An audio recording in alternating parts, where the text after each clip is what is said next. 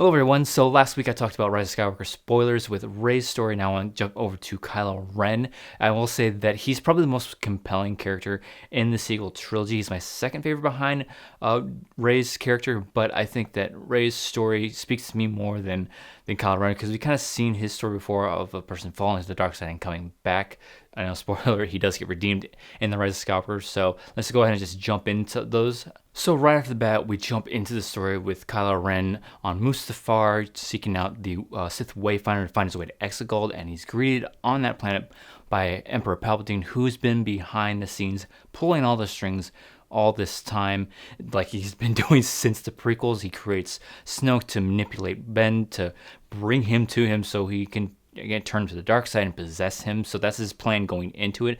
And also with this scene, we get a little bit of a tease as to who Rey truly is. And part of me wishes that this wasn't the opening scene, and I get why they had to do it, because you have to spend your time so many other places, and if you spend more time with Palpatine explaining how he comes back, you lose track of the story, which I think you have to focus on Rey's side of the story. So the more you spend with Palpatine and Kylo, the less you focus on Rey's story, and this whole trilogy is about Rey. But overall, I think this scene does a good job of just propelling the movie forward and showing where we are, because this is the very first thing of it all is like, oh, the dead speak and Palpatine's back. So it's like, I was surprised that they just jumped right into it, but I understand that you have to spend time on other places, and you can't dwell on this Palpatine comeback, because they do a pretty decent job of explaining how he comes back, bringing it back to the prequels, that conversation he has with Anakin, that the dark side of the Force is a pathway to many abilities that some consider to be unnatural. And I think later on in the movie they sort of combine that with like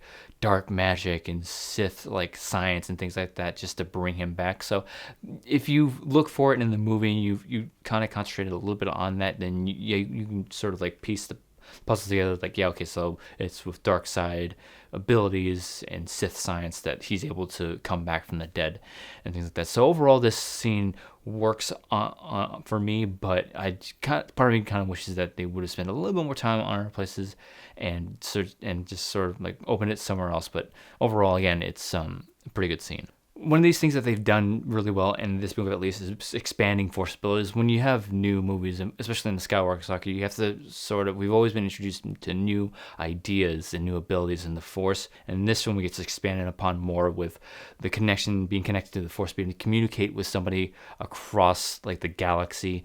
And now expanding on this, you're able to transfer matter and move objects from one person to another through the Force. And we get that great lightsaber moment between Rey and Ben Solo in the movie. And something else they can introduce in this movie that pretty much got introduced in The Mandalorian and got further expanded upon in this movie is force healing. I love the ability of force healing, because Rey uses it on Kylo. Kylo ends up using it on Rey to save her life at the end of the movie. So just expanding the Force abilities in this movie was great. And the way that they did it with the Force connection with Kylo Ren and Rey, and all their fight scenes when they start talking, and Ren grabbing the necklace when to find out where they are in the movie, I found that done so well. And all those scenes with Kylo and Rey and their Force connection was done so well in The Last Jedi, and just expanded upon and done so well in this movie too. And I didn't touch upon this lightsaber fight in Rey's spoiler, because I think it matters more for Kylo's character on this Death Star fight than it does with Rey's, because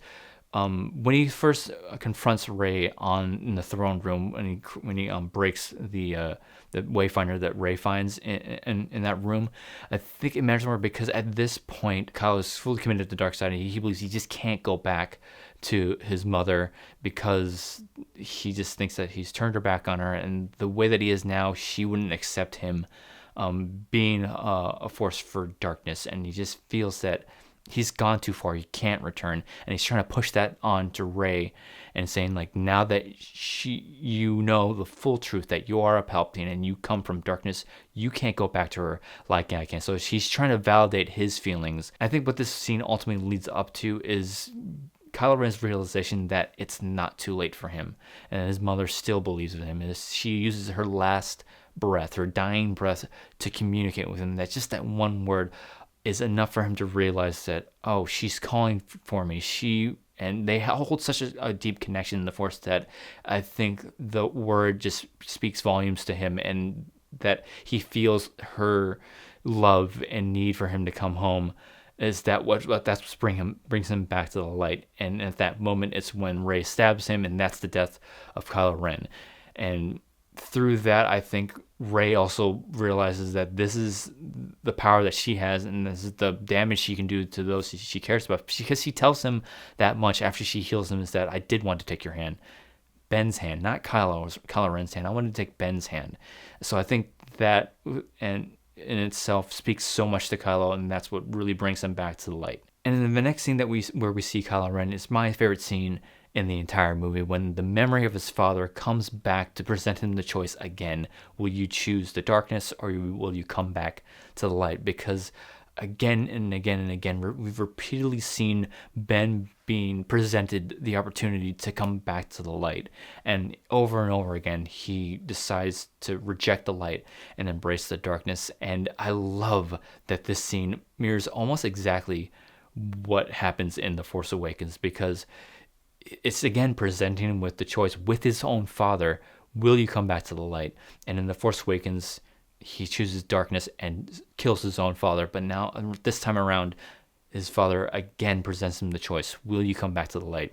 Throws his saber in the ocean and is not redeemed, but chooses to come back to the light side of the Force. And I love this scene. I love how it plays out. Some of my friends have problems with it sort of mirroring the Force Awakens scene. I love it because it's presenting him with the same choice in the same exact way.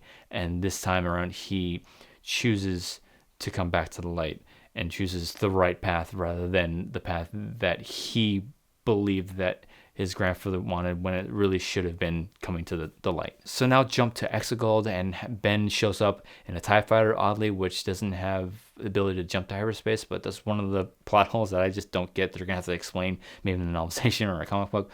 But anyways, he's on Exegol, and he's almost a completely different character now, just visually. I know he's shedded his dark coat, and his hair is different, and he's lost his scar. And not only just visually, just the way he carries himself. And the only word we hear him speak after this is "ow," and that's so uncharacteristic of Kylo Ren. That's something that he would embrace his pain.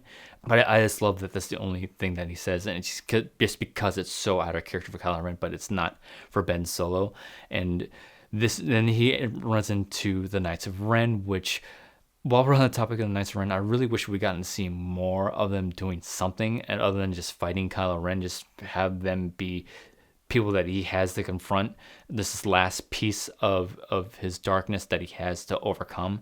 That I like, but I really wanted them to do a bit more than just standing around looking cool and then having them fight Kylo Ren. That fight is really cool, because I love that moment when he pulls a saber out and kind of shrugs like his father did, and not completely like him, but in his own little way, sort of a nod to being a Solo. That was awesome. That was one of the biggest fist pump moments in this entire movie for me. So after all that happens, then they confront the Emperor. Rey ends up defeating him, but before that, he gets thrown down a shaft like the Emperor did. Sort of the Emperor, like, hey, this is my revenge on the Skywalker. So as I fell, so does the last Skywalker. Throws him down a pit.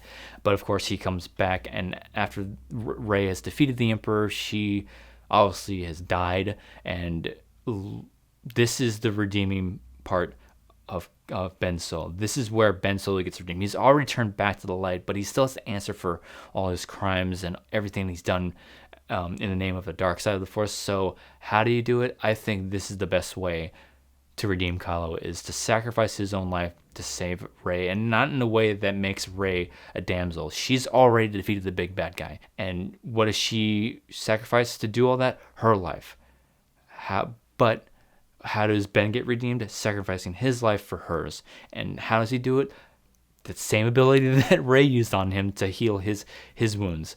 And I love that. If I was one of those people that didn't want Ben Solo to be redeemed, I didn't want to see Kylo Ren come back to the light, because we've seen that before. And I've said it on this channel before that if they were going to do it, they need to do it in a way that makes sense. And I don't want them to do it the same old way, and I think this is probably the best way they could have done it, and I like it. And then after she comes back to life, they share this small kiss, which I was kind of like, oh, okay. I know a lot of people have problems with that. I was fine with it, and I was a little surprised in that moment. I was like, oh, okay, they went there, and a lot of my friends say that they had problems with it because it kind of came out of left field. Like they've never shared a romantic, intimate moment ever, and they're just sort of like, oh, okay, I guess we're going there. I think there's enough in The Last Jedi, especially from his point of view, that what he did think of Rey in that way. He did see her as sort of a romantic person, especially in the scene in the throne room where he says, like, you are nothing. You have no place in the story, but not to me. That line alone says enough that he cares for her in that way. All that was done pretty well, in my opinion. If they were, and I said if they were going to redeem Kylo Ren, it needed to be done in a way that I just didn't think undercut Rey, and I think they achieved that. But that's all I have for you today. If you enjoyed this video, be sure to like, comment, and share. Consider following me on Twitter, Facebook, and Instagram. If you're new to the channel, please subscribe and hit the bell icon to be notified when I upload to this channel. If you would like to support us on here and on our brand new podcast, Beyond the Schmodown, consider becoming a Patreon. We have a Patreon page now, so if you would like to send this channel some love and our new podcast, become a member of the Squadron. Thank you as always for watching, and may the Force be with you.